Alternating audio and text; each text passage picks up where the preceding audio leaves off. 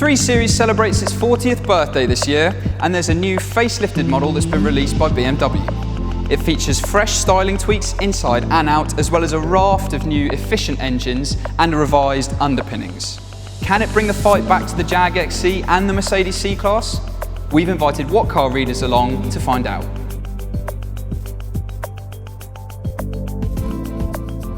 Actually quite like it.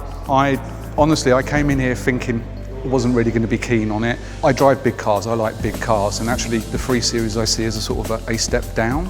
But actually its external styling, solid, comes across as if it's very, prestigious, sporty, certainly with this model with all of the black and the additional chrome and the 19-inch rims. Yeah, it's very, very good. I really like the exterior, in particular the new LED lights. I think the lights both at the front and back are excellent. I understand that now static LEDs rather than just the adaptives are also available as an option, which is certainly something that would attract me as a buyer. So overall I really like the outside styling, also the new bumper design, some of the extra chrome trim, very, very good. I think it's not a dramatic change to the previous model, but it looks good. I think the subtle changes have sharpened it slightly, and it's done what it set out to do, which is to be a refresh rather than a revolution. The new LED headlights I think are very nice. I'm disappointed to see the line across the nose has been kept. Obviously it's just a facelift, but I think that makes the nose from the side profile look slightly ugly. Just the curve isn't quite right. Well, it's plus ça change, plus la même chose, really. I mean, I think you're going to have to be a real expert to tell the revised model from the old one, which is not like the experience we had with the previous E90 model, where the upgrade was fairly substantial visually, and they had, for example, a completely new bonnet. Whereas on this one, as I said, you need to be an expert to tell them apart, which is reassuring for me as a owner of the previous model. Won't look too obsolete too quickly. I mean, I guess the important thing is, do I like what I see as against, just a comparison? And yes, I like what I see. So, if I saw this car next to a previous model in a car park, I think I'd have thought they were the same. The differences, I think, are smaller than differences within a particular year brand anyway. I don't think it's a bad thing. I think it's still a good-looking car, and it's only a facelift, so I don't think it's a big problem for them. I've had experience on iDrives going back to the early 90s, and they were awful, but this is so much better. The iDrive system is really, really good now and very easy to use on the move. It's nicely laid out within the eyeline. It's a shame that they haven't gone for the in-dash system that some manufacturers are moving towards, but I suspect that'll be a future improvement. The seats are very comfortable. I had a sit in the back, and I was incredibly surprised about how spacious the car is in the back. I had no problems at all. Much more legroom than I expected as well. The entertainment system I found brilliant, but then I drive a Jag, so any improvement on that's going to be wonderful. The fit and finish of the interior I thought excellent. Actually, considering the price bracket that this sits in, very tactile, touchy, not so many cheap materials. It looks solidly put together. I had a look at the satellite navigation and the maps, which I think are really, really very, very good. I do like the revised interior. I think the new black piano finish, high gloss, some of the chrome trim is also very, very good. So I've always liked the iDrive. I think this doesn't seem dramatically different, but again, the base spec, old models rather having nav, I think really improves that system. And when you have a BMW without nav, it feels like there's something missing because there's like a blank area in the system almost, and so it's nice to have that complete package.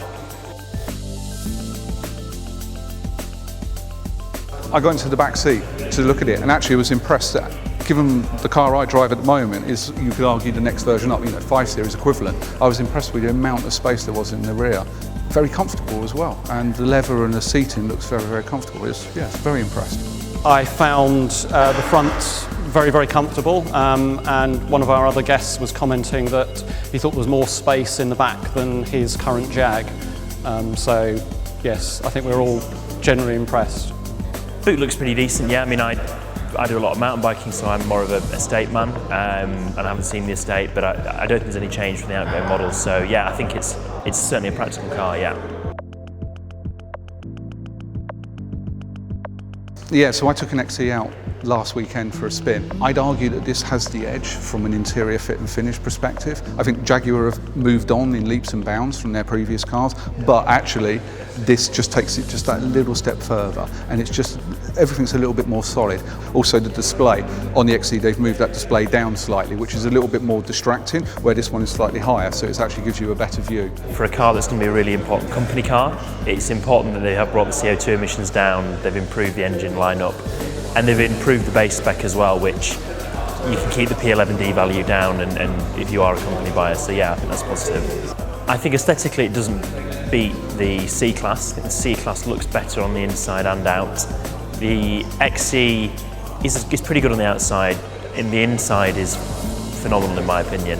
So I think both those cars are better aesthetically. I think the BMW will always sell itself on how it drives. The C-Class, I was in one of those a few weeks ago. I think the BMW is a nicer place to sit.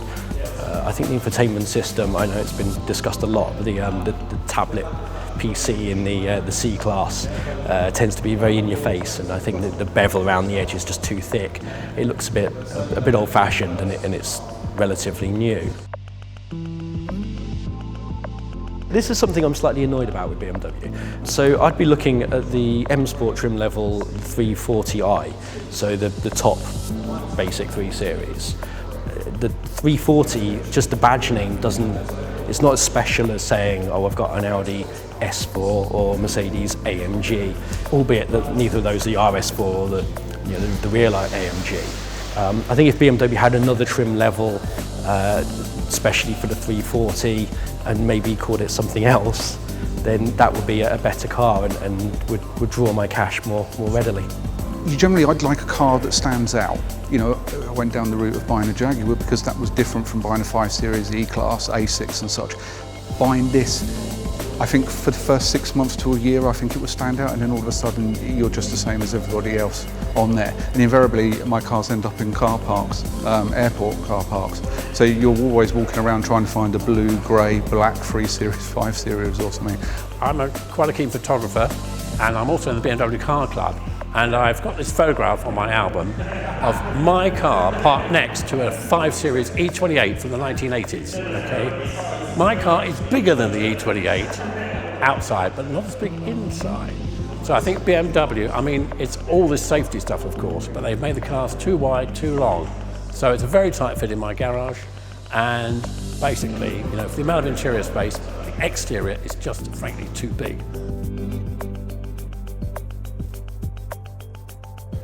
Yes, I would, yeah. That's now sort of dropped down into the sort of top 3-ish, unless they can do me a good deal on the 6 Series. I would certainly consider it. It would come down to spec for spec, pound for pound.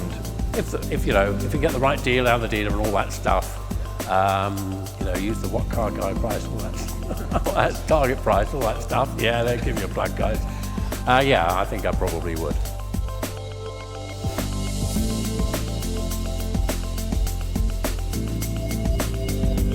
The facelifted 3 Series goes on sale in July, priced from around £25,000, and we'll be driving it just before then. So check back at whatcar.com for the latest car news and reviews.